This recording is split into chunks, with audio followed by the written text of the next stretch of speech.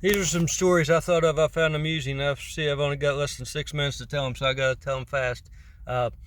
When I was working with, getting to know Burt, after I got to know him for a while, he says one day to me, hey man, this is something that I don't discuss, and we're smoking a joint in his car. And he's like, a lot of people don't know this about me and stuff. This is something I do, is I go and meet with a Tai Chi teacher over in Petersburg once a month, and this guy's a real master. And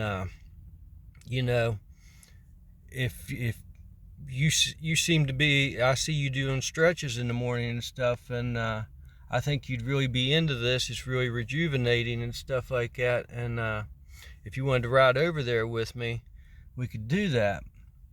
And now, as I'm hearing all this calculate, I'm thinking already don't have enough time at home and stuff like that, and the drive alone was going to be time consuming. So I'm weighing it out.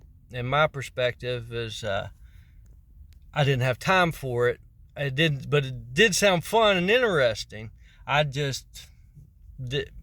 And I can't make excuses. In a way, I wished I'd have done it and everything. Okay, we've got to keep this timeline and stuff though. But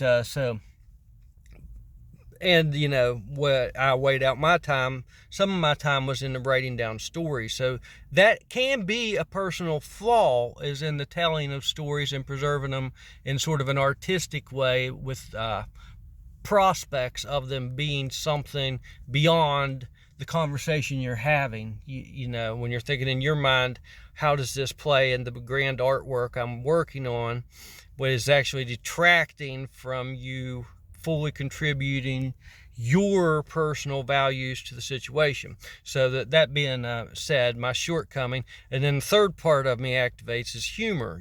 So well, you decide if it's humor, but so he finishes the story and stuff, and I said, it's really funny you should tell me that story, because it pertains to me personally, because my mom, she just packed up and moved with me to this place, and like when we get there, we don't really know anybody, and the first people I meet, they're bullies and shit, man. They end up kicking my ass. And but there was this old man that worked around the apartment building we worked in, and he trimmed hedges and stuff like that, and it turns out he was a kung fu master, and he trained me, and I was able to defend myself against these guys. And he said, dude, that's an amazing story. I said, well, yeah, it was a blockbuster, Karate Kid. And he looked at me in dead silence, like he'd actually poured out his soul and suggested something we could do as buddies together. And I told that bullshit story for my own amusement. But it was either way, I was going to be breaking bad news, because I was weighing out the thing and decided I didn't want to have that experience. But so I got this experience in its place. So that's a story, funny story number one. I don't think I got time to tell the other anymore right now. Well, I got time. I don't have the gigabytes of data for storage of the time. Put it that way for now.